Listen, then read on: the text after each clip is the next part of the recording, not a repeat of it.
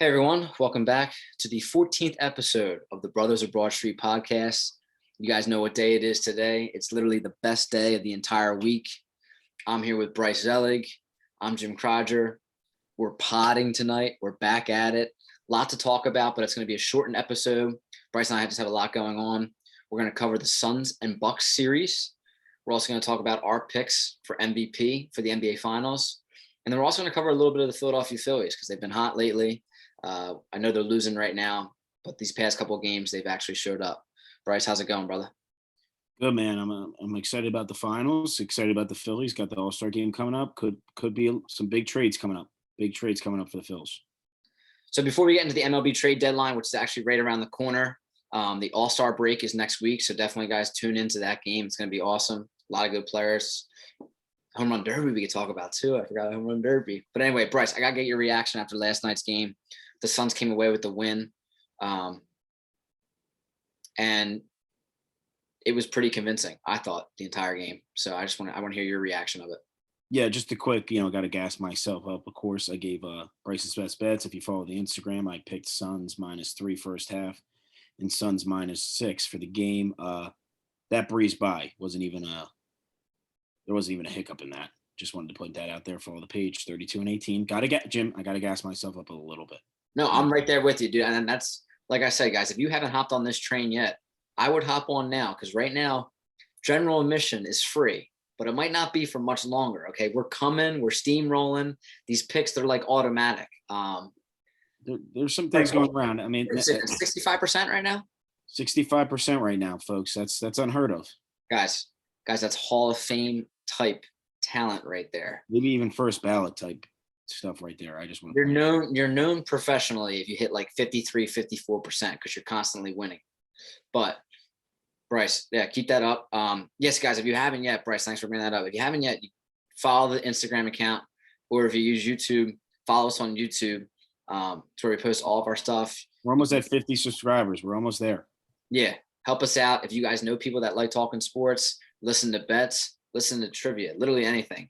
Either follow one of our accounts or follow the podcast, and you guys will get more Brothers of Broad Street content. But yeah, Bryce, I mean, you called that at like 12 o'clock yesterday, and you said the Suns were winning. So I have to ask you, like, what you thought of their performance overall as a team. I mean, honestly, it kind of went exactly how I thought. I thought CP3, I got full faith in him. I'm a big CP3 guy. I'm a big Devin Booker guy. I love that whole team. I was just confident that I felt like the Suns were riding so much momentum. Like, I felt like they're just, they're hot right now. They're that hot team. Like, they're playing really well. They're in sync.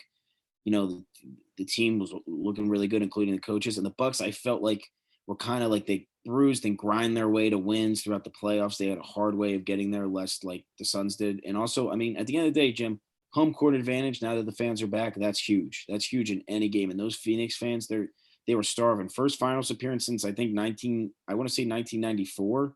The Valley. Yeah, back when Charles Barkley was MVP. Shout out Charles Barkley. But yeah, I mean, they were jumping. The Suns and 4 guy was probably there. I mean, you got to think, like, I just thought Devin Booker would show out. He did. CP3 really showed out. He had 15 points, I think, in the third quarter, something crazy. And the big matchup that I thought was crucial was I thought Ayton, which he did, dominated Brook Lopez. He almost had a 20-20 game. Ayton's proven there was a reason that guy was the number 1 pick in the draft. I keep saying that, you talk about Doncic, you talk about Trae Young, especially in the playoffs. Ayton had good games and still not really talked about. That guy can play basketball. He clicks perfectly with CP3. And yeah, they came out and they handled their business. Their bench played really well. They coached really well. And even with Giannis in, I just didn't think they stood a chance. Yeah, in no way am I comparing these two players at all. But it's funny that when Ayton, before he was drafted out of college, a lot of people made comparisons to an MVP or an NBA type level player. They said Joel Embiid type potential, and Embiid, lasted off. I don't think Ayton's anywhere near Embiid, but I'm saying the jump that he's made in these last 2 years, I mean, he's put himself up there when you look at centers around the league. He really has. I would say top 5. No, for no doubt, he's definitely top 5. Who would your top 5 be centers right now in the league? No, like order. Embiid 1, of course. Jokic 2. I think you got to put Gobert in there. Just No, for sure. consistency. I'm more of a Gobert. I don't hate on Gobert as much as other people hate on him. I know that sounds crazy, I but don't yeah, like his play style really. I think he's just. but he's a good player. You can't disrespect him. He's a But good. those are definitely Those are consensus three. yeah, those are the top three, and I mean, And then I would say Ayton and Adebayo. yeah, I would agree with that. I mean, there could be some guys that you could like really compare. There's probably a guy, but it's tough to name centers off the top of your head. But Yeah. yeah, to me, that's for sure it. There's not anybody. I mean, what like the next Fine. closest guy might be like a Steven Adams type player. Not saying Steven Adams, but Steven Adams type guy. Nothing too crazy. So I'm trying to yeah, think in my head right now. Taco Falls. Taco Falls. Who does who do the Mavericks have playing center to start the game? Not Boban. No, it's like varies. It's not Oh, you crazy. know who's good? You know who's good? Is Valanciunas still? He's center, right? Is he playing solid? He's with the Grizzlies. Yeah, he plays real well with John Moran. He's good, but like, Yeah. yeah, I mean, to me, Aiton is definitely four, no doubt whatsoever. I would give him an advantage over a bio, in my opinion. Right now with the level of play that he's playing at 100%. But yeah, I mean, my reaction from the game is when you look at both teams, the Bucks and the Suns, there's not much playoff experience, especially NBA Finals experience. I mean, these teams have never been there with the players that they have. Yeah, the guy with the most experience is like Jay Crowder. Jay Crowder has the most experience. Listen to this stat. Out of the 33 available players in this series, 32 of them have never been to the finals. There's been one player, it's Jay Crowder, his 6 games last year when he played for the Heat and they faced the Lakers. I thought that statistic was crazy when I heard that last night. And it just goes to show that, you know, these young teams are coming. I know they do have a couple older players and a couple veterans, but when you look at the Suns, they're loaded with young talent. Devin Booker, Mikal Bridges, Ayton, Cam Johnson, Cam Johnson. You look at the Bucks. The Bucks do have a veteran in PJ Tucker. Giannis has obviously been around, but those guys haven't played at a level. I just feel like I know this sounds crazy, and I know it's early. I just feel like the Bucks are going to handle this series relatively easy. I'm being honest. Bucks or Suns? You mean the Suns? Yeah, I meant the Suns. Yeah, Yeah. I got my opinion. I got them winning in 5 games. All right. I see them locking it down and maybe 6, but I'm pretty firm with 5 games. Well, I was actually surprised last night. I texted you. Giannis is playing. Giannis yesterday was moved from doubtful to questionable to probable. Yeah, the James Harden thing. The James Harden thing. Yeah. So for me, I mean, it just goes to show how well that guy takes care of himself and the type of athlete that he actually is to come back after a hyperextended knee, 2 games later. He's got like the most brutal knees ever for like a 26-year-old, but he like comes back and he looked pretty healthy yesterday. I'm not gonna lie, he did look healthy, and I don't know if he was on a minutes restriction. I have reason to believe, game 1, a lot of series left. The coach and the training staff was probably like, listen, not take it easy, but let's just watch him. It's like anything. It's like you don't got to win game 1. When you go away, you're just looking to win 1 game. Exactly. They try to steal 1 game. That's their thing. That's any team's motto. You got the Suns in 5. I have the Suns winning as well. I have the Suns winning in 6 games. I do think the Milwaukee Bucks take 2 games this series. And I wouldn't be surprised if kind of the restrictions go off of Giannis in game 2. Because if the Bucks do win game 2 and then they're going back to Milwaukee, that's big time. No, that's a momentum shift. What's also big time. I think tomorrow night's game is definitely going to be a lot closer. I think they'll be able to, also think CP3, I love him, but he's not going to score 16, 15 points in a quarter again. It's unlikely. I mean, the Suns showed out, obviously, as of game 1. It's tough to beat a team, but the Bucks, their job is they got to dig deep and get a gritty win tomorrow. That if they want any shot at winning this series, they cannot, I'm telling you, Jim, they cannot go down 2-0. Yeah, I mean, now it's a shame that Giannis is not fully healthy. Like, we know this. He's not fully healthy no matter what anyone wants to say. In my opinion, I'm not an NBA coach. I never will be an NBA coach. Hey. But why not, in terms of athleticism, put Giannis on DeAndre Ayton and see how he does at the 5? I like it. I agree with that move because Brook Lopez can't guard Ayton. He's not athletic enough. it's not like Brook Lopez is a bad center. He's a solid center. No, he's good. He's good. He is not as athletic, like you just said, as Ayton is. Ayton was all over the boards last night. 19 rebounds. He should have had 20 if Chris Paul didn't take that one at the end of the game. I mean, a 20-20 game. I mean, but he was straight up 20-20. He had 22 points, 19 rebounds. He was all over the place last night. I would put a guy like Giannis, who Giannis also had. I think Giannis had 18 and 18. He did too. He was right up there. So if I was a coach, I would put Giannis at the 5, stretch out that floor a little bit, stretch out that court. And I think Giannis, with his endurance and stamina, he could wear Ayton down a little bit more than Brook Lopez would. You know what I mean? Down low underneath the basket and running the offense. Ayton wouldn't be able to keep up. For sure. Yeah, I don't love the matchup for the Bucks. I just think the Suns are just so, like, even their bench, like, I mean, the Sun, you look at the Bucks guy, who's their number one guy off the bench? Forbes or Pat Cunnington or whatever his name is? Connaughton, yeah. Yeah, think about it. Cam Johnson, Bridges, like they're legit players. They're better than Dario Saric. Yeah, well, he's out now for the rest of the series towards ACL. Yeah, but Kaminsky. Yeah, Frank the Tank, baby. Frank the Tank, legend. Johnson boy, yeah. Legend. Well, that's where, especially in the NBA Finals, that's where the bench really shows out. When you have depth like the Suns do, it goes a long way. And even when Chris Paul came out, like when Giannis came off the floor, the Bucks struggled last night. I know they've been, playing well in games when Giannis hasn't even played at all. But when Giannis and the rest of those stars came out, that bench really couldn't hold it down.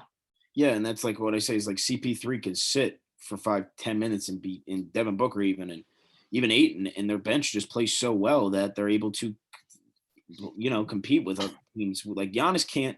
It's one of those things that reminds me of LeBron and Jordan and Kobe and all those guys. Like he's on that team and he has to play almost the entire game. He can only sit out like 3-4 minutes max for them to really be competitive. It's the truth. I mean, Middleton will have his games.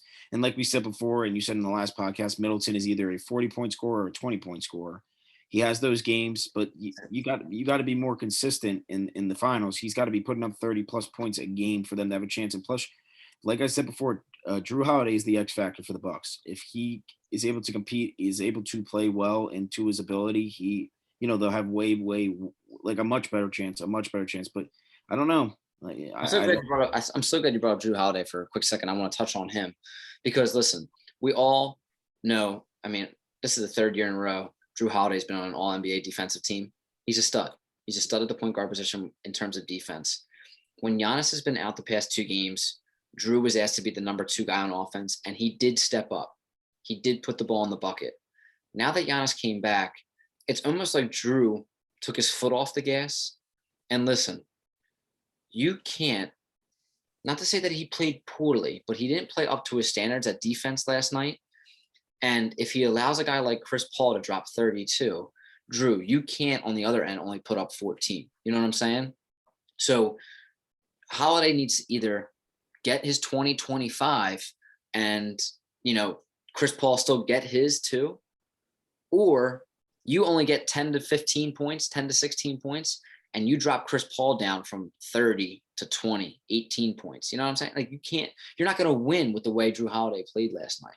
No, you never will. Drew Holiday is going to need to score 20+ points in these playoffs. You got to rely on listen, both teams got a big 3. We know the Bucks and we know the Suns big 3. Those guys have to score 20+ points. All 3 of them.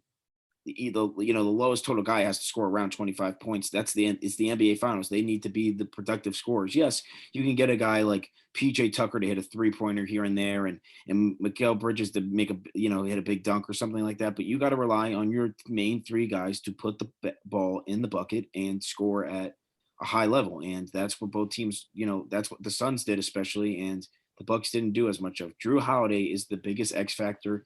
He is the Corey Clement. Like the Corey Clement was in the Super Bowl. He is the X factor of he's got to step up. He's got to be good every single night. And he's got to show what he can do. He can put the ball in the bucket and play great defense. He didn't do it in game 1, and he's got to do it in game 2 for them to have a chance. He has to. Well, yeah, before the season started, the Bucks made that huge trade to get Drew Holiday. They signed him to a max contract. They paid him big bucks to bring him over here and to pair him up with Middleton and Giannis. I don't think that he's lived up to the expectation of that contract just yet. I think he'd still prove it this series. But that's the thing. And the difference last night for me was if you watch the way the Suns ran their offense, um, Chris Paul and Devin Booker were moving at a much faster pace. They were getting into their schemes a lot quicker. They were driving to the basket. They were either going around that pick and roll, pulling up at the elbow, hitting jump shots. Drew Holiday wasn't doing that. Drew Holiday was being more of a passive point guard. And I feel like the Bucks are a lot better when they're go, go, go. You know what I'm saying? Yeah, I just feel like the Suns are so confident right now, as they should be. I mean, anybody on that team knows they can score. They know they got a chance to, they know they're right there winning the finals. And I feel like the Bucks just don't have that confidence. And it's Budenholzer's job to, you know, give that to them, to let them know. Yeah. Yeah, this is the same team that swept the Miami Heat in the first round and has handled business throughout the playoffs. Beat the Brooklyn Nets when no one thought the Brooklyn Nets could be beaten. Even with the bad team, they still beat them. And they're a really, really, really good team. And you know that I've been riding the Bucks. I've been telling you that I thought they were good, and they're here for a reason, and they need to know that. I just feel like the biggest thing, and people don't realize, it's also confidence. They're just like anybody else. Like, when you step on the field or the court or wherever, if you're not confident in yourself, you're not going to play well. And that's where I just think that's a big issue with Drew Holiday. I think confidence is huge. And same thing goes for Middleton. I know Giannis is confident in his game. He knows he can play. Yes, he struggles from the line, but he knows, he won back-to-back MVPs for a reason. So, it's guys like that need to step up. I know Devin Booker, CP3, and Ayton are full of confidence. They're as confident as, they can get. I'm not gonna lie, Giannis coming back and playing last night. I'm not even a fan of the Bucks. I don't, play for my. I felt that bolt of energy. I thought that was big because a lot of people a lot of people criticize Giannis for not being a true leader. They don't see him as the number one guy on that team. But to step up, especially after an injury, and say, "Listen, I'm playing, whether or not this is the NBA Finals," and he went out there, and it's not like he had a bad game. He did play well.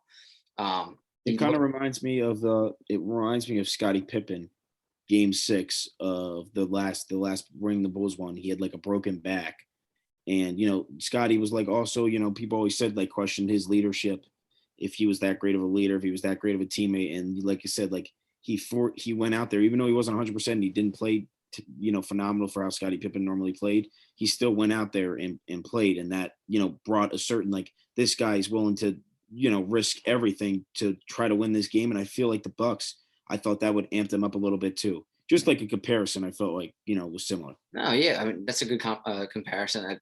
Scottie Pippen gutted out that game and definitely helped out the rest of the Bulls by being on that court. And that was the same thing with Giannis. Like, a hyperextended knee, I mean, that's pretty serious. Especially Giannis goes up for that block dunk last night. I don't know if you saw that highlight. It was unreal. Yeah, that was like the LeBron James block. It wasn't nowhere near as great as LeBron James book dunk, but I could see where you see some comparison. Anyway, if Giannis goes up for that dunk and lands the wrong way, dude, he's done. He's done. That's yeah. So, and Giannis actually said that he saw himself being out for a year when he first suffered that knee injury. For him to come back, I just thought that was really cool. It shows. Listen, Giannis, especially for a two-time MVP, gets a lot of criticism. Like, he really does. I mean, he's a phenomenal player, and he, you get guys like Luka and Trae Young who don't get as much. Like, Trae Young gets a lot of criticism, but like Luka doesn't get. Everyone thinks he's great, and everybody, even though he has his mistakes and his team's not necessarily always winning. Giannis' team, for the most part, is always winning. He's always playing at an MVP level, but he gets criticized because he's not necessarily the best shooter, but still shoots 3-pointers. And he's not great from the line, obviously, but he gets ridiculed, similar to like LeBron, about leadership and things like that. Yeah, I want to say it again. I don't think the Bucks will be winning this series, but if the Bucks win this series, that puts Giannis, whatever you want to say, that puts him in an elite class. 2 MVPs and a Finals ring. That's elite. Defensive Player of the Year. Defensive Player of the Year. There's only a handful of guys that have done that. So that's what I want to remind everybody. I just want to remind everybody, Giannis is only 26 years old. It's absurd. He's he's just entering that prime. Listen, I get no one's like LeBron. He's not going to play at a great level till 36 years old. But think about it. Players play great, till they're 32 years old. We're going to get another, we're going to get 8 years out of Giannis being a phenomenal player. I'm confident. And I could see him even going 34 being a good player. But, Yeah, I mean, I just also want to remind people like he's only 26 years old. It's crazy. He's got, in my opinion, he's got a solid 4 to 5 years of being MVP type player. Yeah, but I even think after when he's MVP kind of starts fading away, he's still going to be a really, really good player. Still will be an all-star, still will be a number 2 guy on the team. Like, but right now, I think, I want to segue into the next topic that we're going to talk about. We talk about these big guys stepping up: Devin Booker, Chris Paul, Giannis, Middleton, Ayton, Drew Holiday. Who's your pick for NBA Finals MVP? Well, to me, it's no doubt. Even I mean, unless something crazy happens, I'll give both my picks if whoever wins. For sure, you got to go with CP3, man. I mean, you want to talk about that would be like an emotional thing to watch him lift up that Larry O'Brien trophy. Like, so many doubters, so many people that said he couldn't do it, especially with those days with the Rockets when, they shipped him away to OKC and everyone, wrote him off and was like, that's his career. He's done. I mean, you can't help but think, like that, he's got to win MVP. Even if Devin Booker comes on and goes crazy in 8, and you got to give it to CP3. It's like to me, it's like when a quarterback wins a Super Bowl, that you give it to the quarterback. It's just the way it is. Like, you got to give it to CP3, and for the Bucks, no doubt whatsoever. If somehow they pull out this series, they won't win it without Giannis. It's got to be Giannis. But I definitely see CP3 100%. I'll give up Bryce's best bets. CP3 to win Finals MVP. Lock that in right now. He is the odds-on favorite right now. Yeah, for sure. I would lock that in. It's almost a guaranteed to me. No, like I totally agree. I think when you look around the season, how he's taken that Suns team that didn't even make the playoffs last year in the bubble. He's brought them back. Now they're in the NBA Finals. And then his play in game 1 has obviously put him in good position. I think the script is already written for him to be holding up that Bill Russell Award with the Larry O'Brien kind of like, both trophies in hands, taking the picture. I think that's, if I was betting, that's who I would put it on. But also one player that I think a lot of people, Chris Paul gave him credit last night after the game. Don't be surprised if like Chris Paul, kind of gets everybody else involved and, becomes the point guard again. Doesn't really, he assists more than he's not going to be dropping. He's an assist guy. Dropping 41 like he did the other night, 32 That's what I'm saying. Yeah, he's not going to drop 40 points. He's going to drop 20 points, and he's going to dish out the rock. 20 and 10. Say he does his 20 and 10, 20 and 12 like he typically does. One person that I could see, especially if the Bucks don't make a switch, having a very successful series, look out for DeAndre Ayton. I mean, 20 and 20 is nothing to shy about. Like that was pretty incredible last night. I do want to say, I don't know if you saw this quote, but it says it all. And I wish we would have started this podcast like in the beginning of the season, man, because a lot of things I said this season have come to fruition. Yeah, they have. I was really high on the Suns. Everyone knows, like, I just like when I'm not rooting for the Sixers, I'm rooting for the Suns. And I said, like, that's what DeAndre Ayton needed. He needed a great coach in Monty Williams, and he needed an elite, all-time great point guard. And he got it in CP3. And DeAndre Ayton said, CP3 changed my game. He's made me into the player I am. And that's where you got to give credit to a guy like CP3. I mean, don't get me wrong, Ayton showed a lot of potential, but man, did he take a huge leap. Like a huge leap. Went from being like maybe the 15th best center in the NBA to the 4th period, the end. To me, Another thing that I'm really impressed with the Suns team, I saw this trivia question on the Herd today. Do you know the Suns have the highest free throw percentage out of all playoff teams this year? The highest. So, I mean, they're getting to the line. They're making 87% of free throws right now. You can't foul this team because they're going to be making them. You can't miss the free ones. That's what I always say. You cannot miss the free ones. And especially in the NBA with all these shooters now, free throws are layups. So if you don't have a team that can get to the line and make free throws, you're going to be in trouble. And the Bucks, they couldn't foul the Suns at the end of the game last night to try to get their way back in because the Suns are going to make their shots. You know what I'm saying? Yeah, it's like, the Sixers might need to take lessons. And then I liked how you gave if the Bucks win, if the Suns win, I like that too. If the Bucks win, I think I actually think the MVP would be Chris Middleton. Now, when you look at these games, you might not agree with me. No, I was going to say dark horse, Brian Forbes. My bad. Brooke Lopez. No, but when you look at the games, especially this postseason for the Milwaukee Bucks, when Chris Middleton balls out, they win. When Chris Middleton does not, they lose. No, And yeah, I'm not saying that he's a deciding factor, but I do think that he pushes the needle a little bit for this team. Giannis is always going to drop Giannis type points. I know he's had the knee injury, but he's going to drop 30 still. Giannis is always a 30 and 10 no matter what he does because he can get to the basket at will. But Chris Middleton, like we talked about, the inconsistency. If he steps up, this Milwaukee Bucks team wins. Also, wait, I wanted to clarify, Jim. I had Finals MVP, not Giannis Antetokounmpo, the other Antetokounmpo. Yeah, I know how people get confused there. I just wanted to clarify that. You can mix it up. That definitely. My bad. My bad there. I just wanted to clarify that. Yeah. Wait, my question is, I've got a little side question for you. Ooh. If CP3 Thank you for bringing this up. Thank you for bringing this up. Wins the finals, wins finals MVP, where does he rank? I mean, he's definitely top 5. He's top 5 right now. I don't think you can shy away from that. But where does he rank as the top point guards of all time? Who's in front of him? All right. I don't know if that's the question you anticipated me asking. No, but now I have a good question for you too. Okay. My bad. My bad. I see CP3 definitely. Listen, it's hard. It's hard. I need a list in front of me. But how many rings does Isaiah Thomas have? 1, correct? 2. He's got 2 rings. Oh, 2. All right. How many does Oscar have? Oscar's got 1. I think he has 1. He definitely has 1 with like Kareem. Wait, did Kareem win with the Bucks? Yeah, Kareem won like literally everywhere. Everywhere that guy went, he won. So how many did he won? 3 with the Lakers or 2? Who? Kareem. Kareem. I'll look it up for you. Look it up. Look, how many rings is Kareem? I don't even. I got it every played. Let me see. They won in 1971. That's a great fact. I need to know how many he won. I looked up how many championships and they just gave me 1971. It's his Bucks championship. My bad.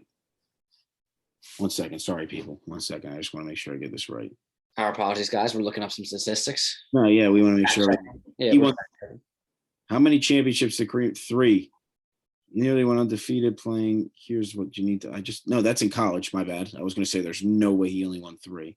I want to say 5. Like I want to stick with like I'm pretty confident. All right. Anyway, we'll keep going. But 6 rings. 6 rings. Got it right here. 1971, 1980, 1982, 1985, 1987, and 1988. Absolutely owned the 80s. Absolutely dominated there. Man. So what's he got? 3 with the Lakers or 4? He's got. I know he's got 1 with the Bucks, and I want to say the rest of them got to be with the Lakers. Yeah, he's got 1, 2, 3, 4, 5. Yeah, because Magic won all of his rings with him. Yeah. 1980 was Magic's rookie season, and he won the finals in his rookie year. All right, that's right. So that's all right. So I'm glad you brought him up. Magic Johnson is the consensus number 1 point guard of all time. There's no denying that. You could make an argument. Who would you put at number 1? I'm not saying now. Stop. I'm not saying now. Don't say him. But give it like 3 to 4 years. Steph Curry could be there. I'm just saying if Steph Curry wins 2 more finals, Jim. If's a big word. I understand. No, I'm just saying. But Steph's got 4 or 5 years left in the tank. Steph's got 2 MVPs right now. He's got a unanimous MVP. He's also got 3 rings. He does not have the NBA Finals MVP though. I do hold that against him. Yeah, I mean, like Iggy. Why did Iguodala? I want to look back at that. You look back absolute worst Finals MVP of all time is Andre Iguodala. It should be Steph Curry. You look back at that series, Steph Curry. He actually had a good series in 2015. Also, you got to give Steph credit where it's due. He's going to be the greatest 3-point shooter of all time. He's going to break all the records. He changed the NBA, Jim. Steph Curry changed the NBA. I know, but I think that a lot of people around the sports world, they analyze people based off of the amount of championships they won, and Magic obviously with 5. I put him at number 1. I just think Magic's just better at point guard. No, I know. The Magic's number 1 for now, for sure. But I have Steph Curry at 2. Yeah, I'm just saying Steph Curry is not far behind him. I have Steph Curry at 2. Now, this is tough. I never got to see this guy play, but I think no matter what, with all the triple doubles, He does have a ring too. I think Oscar Robertson's 3. I just do. I do say this though. I think with this championship win, Chris Paul, you could make an argument. You could put him ahead of Isaiah Thomas. See, I'm in the same boat as you. I'm in the same boat as you because that's not a big difference. That's 2 and 1. That's not really a big difference when it comes to rings, especially if CP3 wins the Finals MVP. How he's taken teams from absolute, crap, like from the bottom. Like they took that Thunder team, he took them to the playoffs. He's taken this Phoenix Suns team, he's taken them to the finals. I think CP3, the argument you could put him at 4. No, yeah, for sure. I agree with you because you got to look at it at the end of the day. I mean, CP3 is hanging around guys like with point guards, like he's hanging around like Steve Nash, Jason Kidd type guys. And if he wins this ring and wins the Finals MVP, boom, he shoots up. He's not in that argument. He's in that Isaiah Thomas area, which a lot of people, they're like, Isaiah Thomas, he's definitely better than Isaiah Thomas. Listen, watch the 30 for 30 on the Detroit Pistons, the bad boys. Isaiah Thomas, he was awesome. He was awesome. He just got, he got really, he got the short end of the stick when it came to not playing on the Olympic team and stuff because Michael hated him. And, it was tough. He was, very different from CP3. Everyone loves CP3. Everyone hated Isaiah. Well, right now, both these point guards don't have rings. John Stockton and Chris Paul. Now, a lot of people have talked about. Oh my God! I wasn't even thinking John Stockton. Man, he's got to be 5. He's got to be 5. Some people had Chris Paul at the top 5, but I'm thinking to myself today or the other day when I'm watching TV shows, John Stockton was awesome. All-time leader in assist and steals. I'm not saying anything, better. John Stockton did have Karl Malone though. Chris Paul never really had a Karl Malone. I know, but you don't accidentally become the all-time leader in assist and steals. You don't accidentally do that. You're a great player. No, I'm not taking. I'm not, like I said, I'm not taking anything away from him or anything like that. It does help when you have another all-time great on the court with you. But John Stockton right now, I think, is ahead of Chris Paul. I agree. I'm 1,000% putting John Stockton at 5. 1,000%. I think Chris Paul can make the jump from 6 to 4 with this championship if he wins. I think this could be one of the top 3 times we've agreed on everything right now. For a lot, for you guys listening right now, it might seem like a big jump from 6 to 4, especially when you look at the caliber of point guards in the history of the NBA. But Stockton's never won a ring. Isaiah Thomas was a bona fide stud. But Chris Paul, people forget just how good this guy was, I think. Sometimes. Isaiah Thomas was 2-time Finals MVP, or 2-time Finals champ. I want to say he won the MVP once. I think Dumars won it one year. I think they split it. I'm not sure. That's something I'm going to have to look up, but I'm pretty sure Dumars might have won it the one year. But yeah, people don't know. People forget. He's a name that's really lost in NBA history, I want to say, is Isaiah Thomas, and he's 4 for sure. That's a very good question. So now I'm going to follow up with a good question for you. Another if question. If CP3 wins the NBA Finals, if the Suns win, will Phoenix sign him, or do you see Chris Paul leaving? No, Chris Paul's getting the bag either way from the Phoenix Suns. They're paying him a max no matter what. Win or lose, he is getting a max. He deserves it. But there's going to be a lot of teams bidding for him. The only other team I see him going to is the Lakers. If LeBron James, one of his best friends, can convince him to go there, maybe, just maybe, but I don't know, man. I don't think CP3 is that kind of guy. I don't know. This was a topic on Undisputed today. Shannon Sharp and Skip Bayless talked about it. LeBron tweeting at CP3 throughout the game last night, like 1 down, 3 more to go, all this stuff. They are best friends. Bryce, I totally agree with you. The Banana Boat crew. Win or lose, you can't beat that LA weather, especially if you're getting the max contract, a chance to play with 2 all-time players, your best friend. They're going to win, especially that is a guaranteed win. He was supposed to go to the Lakers all those years back with that trade and match up with Kobe Bryant. David Stern screwed Kobe Bryant. Kobe Bryant would have 6 NBA. He would be a 6-time champ. He would have tied Jordan. Well, that team would have been Kobe, Dwight, and Chris Paul. all at the prime of their careers. Well, Instead, Kobe a little out of his prime, a little bit, just barely out of it. he still had it though. Yeah, but Kobe out of his prime was still better than 90% of players in their prime.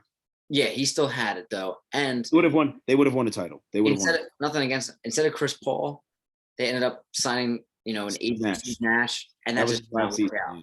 Yeah, but I totally agree with you. I could see him making a return back to LA, but for the Lakers this time. Also, a team you got to watch out for, the Miami Heat. No, I don't. I just don't think the Miami Heat have a lot of cap room to go after a big free agent. I just don't. Depending on what they can give it, they were talking about this the other day. The one thing that other teams have against the Suns that the Suns do not have is they can offer Chris Paul. Or no, maybe the Suns have that. Yeah, I think the Suns have this. Oh yeah, the Suns have this that other teams don't have. They can offer him a little bit more money, right? No, the Phoenix Suns can offer him one more year, a full another year of playing. So the Lakers can only offer him a 3-year max at say 150 million. The Phoenix Suns can offer him a 4-year max at 200 million. So I'm not saying those are going to be the numbers at all, but that's what the Phoenix Suns have against them. Even if they win or lose, I could see the Lakers making a strong push for Chris Paul. Okay, the reason why Chris Paul doesn't go to the Lakers, because I believe the Suns are going to win the finals. Chris Paul is going to get his first. He's going to win Finals MVP. Devin Booker, DeAndre Ayton, Bridges, all of them, they're not at the end. They're just getting started. They're not even in their primes yet. CP3's got another 3 to 4 years of good, solid play in him, I believe. I know that's pushing it, but the way he plays, he's not a score first type guy, so he can be around for a little bit longer than most guys. I think he's got 2 years. No, he's gonna surprise you. He's got 3 years left. I'm telling you, he does. 39. Yeah, but look at Rondo, man. Rondo's not a scorer, and he's remained. I'm not saying. Listen, Rondo doesn't compare to CP3, but you can agree with me that Rondo's going to be in this league forever because he can pass the ball, and he's a great teammate. I like the point that you're bringing up, but here's where I'm going to counter with you. The Phoenix Suns have never been known for spending big money. They don't bring in they're historically known to have a very cheap owner. That's why, like, the 7 seconds or left offense with Steve Nash, they should have won a title, and they didn't because they didn't want to bring back Joe Johnson or something. They don't bring in the big names, the big fish in the market. They're like the A's. They're like the A's of basketball. They don't like to sign people. So I'm going to take your point. I'm just going to flip it real quick. Mikal Bridges, Cameron Payne stepping up, Devin Booker, DeAndre Ayton, Cam Johnson. You look at all these names. If I'm the GM of the Phoenix Suns, I'm like, why spend $150, $180 million on an aging veteran when I could take that money and build around this core that is they have Booker and they have Ayton locked up for especially if Booker locked up for good. I mean, he's on a max.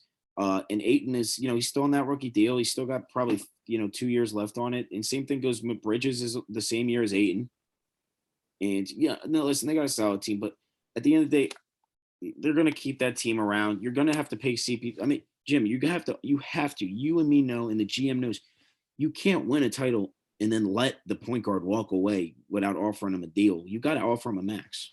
That fan base would not be too happy with the Phoenix Suns. No, Suns and 4 guy would lead a rally in Arizona. That state would get burned down. That guy is going to knock out every person in that front office. Yeah. My big thing is, though, with CP3 is I think at this point he realizes, like, he can win a title and really cement his legacy. But if he wants to be that top 3 in that argument as one of the best point guards ever, which he is, but wants to really be in that top 3 right now, like we said, he's 6. He has a chance to butt into the 4 spot. If he wants to butt into the 3 spot, you got to cement your own legacy, Jim. At the end of the day, LeBron needs CP3. I believe more than in this spot, and I know you're going to think this sounds crazy, than CP3 needs LeBron. CP3's got a great team going for him right now, and LeBron is definitely a little bit worried. He's got LeBron, you can agree with me, has only got like 2 years left of this high play, maybe only like a year left. And the way Anthony Davis played last season, along with probably not a great coach. I do like Frank Vogel, but probably not a great all-around coach, and a terrible, absolutely terrible bench. I don't know. The Lakers seem like a big mess to me, and the Phoenix Suns seem ideal. And listen, Jim, I don't know about you. I've been to Arizona. Trust me. It's a great place to be. It is a great place to be. No, nice weather. I've been to a game actually there. We went to a game. We actually, for spring training, our baseball team flew out and we stopped and saw a game. Larry Fitzgerald, your boy, he was there. Legend. Yeah, it was sick. But when I went to Arizona, that was the first time. It was Devin Booker's second year. I went to a Suns game versus Grizzlies, and that's when I was like, became a little bit of a Suns like fan. Don't get me wrong, ride or die Sixers, but you know it, and I know people that know me. I've always rooted for the Suns. They were like my side team. I was big Devin Booker guy. So no, you've been there from the beginning. I'm not. Yeah, I'm not. I just want the fans to know I've been there. For the last 3-4 years. Listen, they're just my second team. Everyone's got a team they root for besides their favorite team. You root for a team a little bit, and they were my team. So I'm happy to see where they're at. I want to see CP3 stay. I think he stays, Jim. I really do. Not because I'm a LeBron hater or anything. I just don't think. If I had to put a percentage on the chances of CP3 staying or leaving, I would say there's a 70% chance that he stays, a 30% chance that he leaves. I don't know. How do you see it? You see it? I'd say 80-20. If he wins, yeah, maybe not 90-10. If he loses, I'd see like I'd say 60-40. Probably 60-40 that he goes, 60% that he goes, the 40% he stays. You brought up an interesting point with, LeBron needing Chris and Chris needing LeBron. I think they're both aging. They're both getting up there in age. It would be interesting to see how they would fit together. I think they'd be awesome on the court. It doesn't have to be Chris Paul. LeBron does need a true point guard, though, because him running that offense, the second he steps off to get a breather, the Lakers offense just drops in play overall. So you bring in Chris Paul. Now, both of them would obviously start the game, but then Vogel can mismatch different units to where if LeBron needs a rest, Chris is on the court. If Chris needs a rest, LeBron's on the court, and you constantly have a good offensive flow. I think if you're the Lakers, though, and in your CP3, and obviously, like, there's talking, like, if there's any chance he goes, they're talking about it right now, even with CP3, like, in the finals. Like before that, they were talking, not now, but before, like, they've been talking, whatever, there's probably been rumors about it, players talk, whatever, this and that, but CP3 knows that whole team besides Anthony Davis and LeBron has to go. Like, I mean, full blown reason. It sucks. Dennis Schroeder's got to go. KCP's got to go. Kyle Kuzma. Oh my God. Like CP3 can't be playing with Kyle Kuzma. That's a joke. Alex Caruso's all fun and games to watch, whatever. You got to get rid of him. Let me ask you this quick question. Now we're talking Lakers. There was a trade proposal yesterday, hypothetical. Montrezl Harrell, Kyle Kuzma, and the Lakers' first round pick this year, which is the 30th pick, for DeMar DeRozan. DeMar's a free agent. No, he's not. I know Montrezl Harrell has an option to opt out. I think he's going to opt out and try to get. Those players, that trade, would you take it if you're the Lakers? Guess you're going to ignore that point I just made. You just completely went over. Harrell can opt out of the contract. Just saying, yeah, he can opt out. I don't think he can. I thought it was a 2-year for $10 million. No, he can opt out. He's going to opt out. I'm just saying. A year for 18. I don't know. All right, we'll check that out. I don't know. I'm just going. This was on Undisputed yesterday. No. I know. I get you. If I'm the Spurs, absolutely not. DeMar's a great player. DeMar is an absolutely great player. He is. Listen, Harrell has potential to be solid. I don't think he's anything too special. A first round pick. This draft is very, very deep. You can get a stud player late, but 30th, that's not anything great. And listen, Jimmy, I don't even need to get into it. You know how I feel about Kyle Kuzma. He sucks. He's awful. The worst player. I think he might be the worst player in the NBA, honestly. For me, I think the players in those deals need to change the scenery. I think not to say that it didn't work out in San Antonio with DeMar DeRozan, but when they traded him for Kawhi Leonard, they expected DeMar to come in and be the guy. It never worked out. No, I think it worked out nicely for both, but like as well it could have gotten, because that Spurs team wasn't nearly as talented as the Toronto team that Kawhi went to. As constructed, I don't think that deal will go through with the players in it. What I do think, though, is that if the Lakers want a guy like DeMar DeRozan, maybe take Harrell out of that deal. You got to throw in THT. You got to throw in Taylor Horton Tucker. What is the hype about this guy? Like, I don't know either. I haven't really seen him play. Like, everyone's bowing. so many GMs around the league are valuing this guy so much because he's only like 20, 21 years old. He's very young. And supposedly his potential is through the roof, but I think not for a guy like DeMar DeRozan that's a proven scorer. I think you have the best mid range in the NBA. DeMar DeRozan, that's what I heard. The best mid range. Also got like the worst 3-point percentage though in the NBA. Hey, it's a point. It's a point I was making. I think that you'd have to throw in a guy like THT, Kuzma, and the first round pick to even start talking about DeMar DeRozan. They don't do that deal. The Spurs don't do that deal. I'm just saying they don't do that deal. It's going to take maybe 2 first round picks. All right, we're going to switch things up real quick. Only got a couple minutes left. We're going from basketball to now the diamond, baseball. Right, baby. Right. You guys know Bryce and I here on Broad Street, we're big Philadelphia sports fans all around. You can talk to us about any Philly sports. The Philadelphia Phillies, although they haven't played well tonight, these past couple games, they have turned it around. You got players like Andrew McCutchen, Bryce Harper, Rhys Hoskins stepping up, Zach Wheeler being an absolute beast on the mound. JT's playing the way an all-star does. All-star. JT's starting to go back up. We get Didi back from injury. Things are changing. Gene Segura is still a hitting machine. You can start naming some people. Boom's coming along just a little bit too. Yeah, he had a couple strikeouts last night. And he's playing better. He's starting to find a little bit. You just got to keep giving him at bats. Just got to keep giving him. Yeah. And the sophomore slump is it's true. It happens. Listen, baseball's the hardest. Baseball's the hardest sport for a reason. Yeah, but Bryce, I gotta get your opinion on the Philadelphia Phillies. They're in Chicago right now, finishing up this 4-game series. Then they go on the All-Star break for a couple days. And then after that, they really only have about a week or two left before the trade deadline. As we get closer, do you see the Philadelphia Phillies being buyers or sellers? This is really tough. I think the Phillies might be the hardest team in like the MLB to choose because you can go either way. They're sitting at 41 and 42 right now. They're good. With this loss tonight, they're going to be 41 and 43. And what makes me sick too is the fact that the Phillies could easily be dominating this division if the bullpen was just good.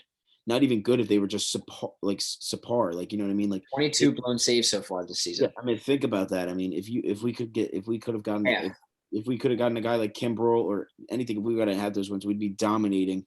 But man, it's hard not to be. I know this sounds crazy, but I think they could be a mix for even a little bit of both. I know that sounds really, really crazy, and I know that's not normally how it works, but you got to look at it in this way. And you brought up this point, and I'll give credit where it's due. You brought up this point. It's hard not to trade Andrew McCutchen. And yes, this hurts to say because I absolutely love the guy, and he's played definitely well worth his money. I mean, the guy came out as slow as you could have come out this season. I was doubting him. I can be honest. I don't know about you, but I was definitely doubting him. And the guy is hitting home runs. He had 30 RBIs in the month of June. That's a crazy stat. It's hard not to look at some trades for that guy. 30 RBIs in the month of June? He had 30 RBIs in the month of June. He's also got 14 home runs, dude. He homered yesterday, grand slam, and tonight. He's been killing the ball. Oh, now he's got 15 then. 15, my bad. He homered tonight. I just wanted, you got to be – first off, if you would have told me Andrew McCutchen would have had 15 home runs on the season, I would have been like, that's pretty, that's solid. For a season, yeah. Especially with how many times they've changed that lineup in and out. He's gone from first. He's on pace to hit 25 plus home runs this season. It's crazy for a guy like, you know what I mean? That's crazy. But it's hard not to look at some prospects, Jim. A team that's, fighting for those playoffs, the San Francisco 49ers type team. He played there before. Somebody along the lines like Giants, that. San Francisco Giants. Giants. My bad. My bad. My apologies. I'm excited about football. Folks. Wrong sport. Yeah. You're good. Just excited about football. Yeah, I mean, it's hard not to a team like that, the team like a Rays, giving up some prospects. But yeah, like Wander Franco for Andrew McCutchen, who says no to that? But yeah, I mean, to me, Jim, what do you think? I mean, I just don't see. It's so tough to tell right now. But I would really love for them to be sellers, just because our prospect pool is just so weak, man. We have such a below average farm system. We only got 10 minutes left, so I want to get us both our points in before we wrap up here.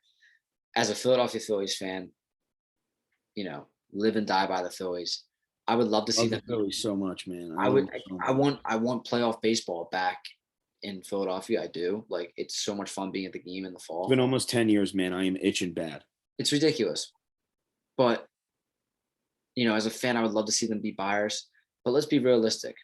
This team is not where we expected them to be at the start of the season. I think it's never too late, but I think it's too late to go out and buy and say these guys are contender. I think you have to sell. And McCutchen, not that you're going to get a big haul back for a player that's aging, and this might be his last year, it might not, depending on what team might be willing to sign him. But you can send him to a contender that's looking for a fourth outfielder, a solid pinch hitter off the bench, even if an outfielder goes down, McCutchen can step up and play left. Listen, his value is at an all-time high currently for And where this is where the conversation, get rid of a guy a year or two early rather than a year or too late. yes, and that Philly fans are known for keeping guys around way too late. And this is the last year of McCutchen's 3-year contract. There's not much money left to him, so a team could pick him up. Maybe you get a solid starting pitcher, like a mid-tier pitcher, and then maybe, or not mid-tier pitcher, maybe you get a mid-tier reliever. But Bryce Harper said the other night, and it kind of seemed like a no hope kind of press conference. Bryce is like, well, what do you want? Like, we're losing all these games. We can't convince the front office to go out and get a big time player. And then again, we got nobody in the farm system to even trade for a big time player. So McCutchen would be number one as a trade piece. Also, I would hate to see him go. Gene Segura. I think you got to get Gene Segura. You would get. I think there's four. There, I want to say right quick because just we got to hurry. Four big names that I believe you got to call. Teams will call about, and you got to consider trading. Obviously the first two you just mentioned. You got to look to trade Rhys Hoskins because listen, Jim, he's hot and cold. And right now, Rhys Hoskins got 20 home runs. They're talking about him might be invited to the home run derby. Yeah, I mean, you want to get him. He almost won the home run derby. 40 home runs. He almost won the home run derby the one year. He got I remember he got the last second home run, got him eliminated. He not almost won, but he had a chance to win it. And another guy, Hoskins. Touch. Another guy, and I know people, Segura, and another guy. People are gonna think this is crazy. I'd rather him be off the team, and you could get a couple rosters for him, Aaron Nola, because he's so shaky, and he's definitely not a number one, and he could be a solid number two, but a really good team. If you could put Aaron Nola in as your third or fourth pitcher, you got a shot at winning a World Series. Well,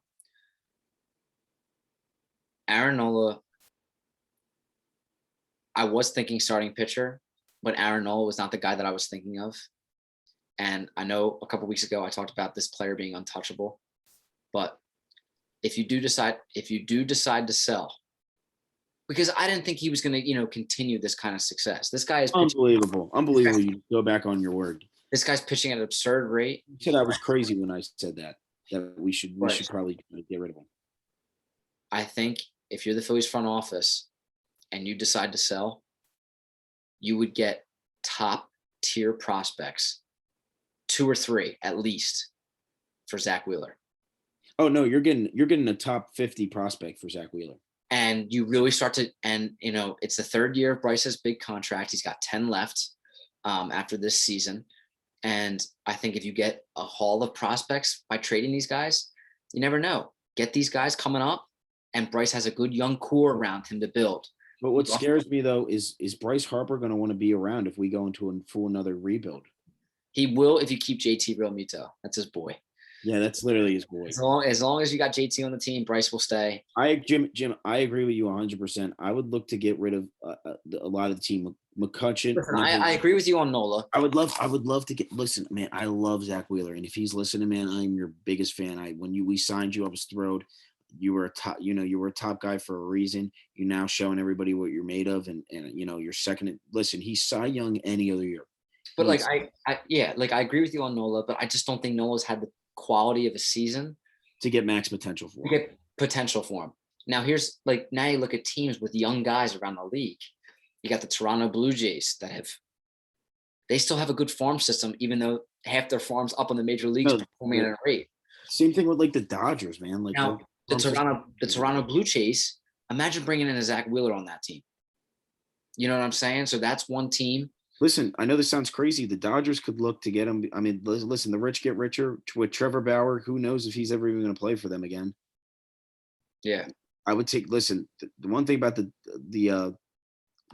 perfect team, a perfect team. Remember, I said this. Absolutely perfect team. The Boston Red Red Sox. Sox. Dude, I was just about to say Red Sox next, dude. They're playing so well this season. If they get And they have the prospects to trade. listen, they got that kid Blaze Jordan. Awesome name, all-time name, by the way. Blaze Jordan was their top. A blaze bomb. Yeah, listen, if you can get a guy like that, a top prospect, listen, man. I mean, that's big time stuff. Zach Wheeler is the only guy we could for sure get a legitimate top 20 prospect for. People are going to think I'm crazy, but every year one contender makes a big move for a pitcher. I mean, if you look, the Houston Astros traded for Zach Greinke. That was huge. That helped them a lot that season. The one year the Red Sox, they traded for Chris Sale. That was huge. We've had deadline trades in our history. Cliff Lee. We traded Cole Hamels. We traded Cole Hamels to the Rangers. So last game he ever pitched was a no hitter for the Phillies. Legend at Wrigley Field. Legend. So, I'm not saying Wheeler pitched as good as Hamilton in his last game at Wrigley Field in the Phillies uniform. But realistically, could this be, Wheeler's last time going out in the bump for the Phillies? If you can get a haul of prospects and train to a guy like the Red Sox or train to a team like the Red Sox, they can make that push, dude. And they'll have Chris Sale coming back healthy. They'll have two monsters at the top of the rotation. So, recap, you see the Phillies being sellers at the deadline? Yes, and also the fact that the Red Sox, their one big issue is their pitching is not good. Not horrible, but not good. Yeah. Yeah, and what are you going to rely on Nick Pivetta in the World Series to not saying World in the first round of the playoffs to get you a game now? That's what I mean. You want Zach Wheeler, you want Chris Sale on the mound. You want at least two stud guys. Real quick, we've brought this up continuously. If the Phillies go out and win tomorrow, they take 3 or 4 from the Chicago Cubs. They go into the All-Star break, they come out and they say they win, 4 or 5 more games before the deadline. I would be calling that Cubs front office every single day and just trying to get a guy, just trying to get somebody from that team. Because they do have pieces that could help. No, dude, you got me pretty bought into buying. Or to selling. I meant selling. Selling, yeah. Realistically, you got to sell. As a fan, I want to see them buy. I don't think that they've performed enough to prove to the front office that we are a. Our farm system has to get better, man. Our farm system might be the worst in the MLB. We got Bryson Stott. That's it. And Abel or whatever his name is our number one. Nick Abel. Yeah, but he was a first round pick with the Astros. He was a first overall pick with the Astros. No, not him. No. I know you. It's similar. There's App. That's Mark App. That's Mark Appel or something. Yeah. Yeah, Mark Appel. I know. I always mix them up. Abel's the pitcher. He's solid. He's our number 1. Scott's our number 2. Yeah, and Spencer Howard hasn't. Our number 3 is like Raphael, the catcher we call up like every other day. Yeah. Like our pool is terrible, and everybody in the MLB knows it. And listen, it's time to go get. If you look up top 100 prospects, Jim, we don't have one. That's an issue. Well, you got teams like the Mariners.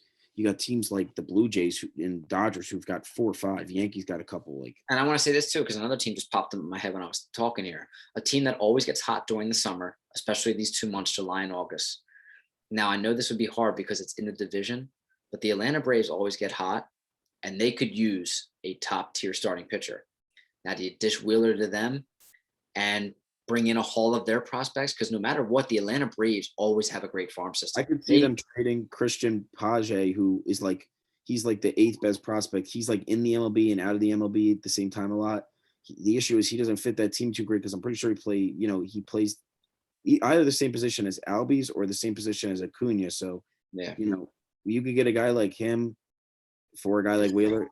It's interesting. We could talk about this, nonstop. We only got 30 seconds left here. So, Bryce, get out whatever you want to say, last minute thoughts if you got anything.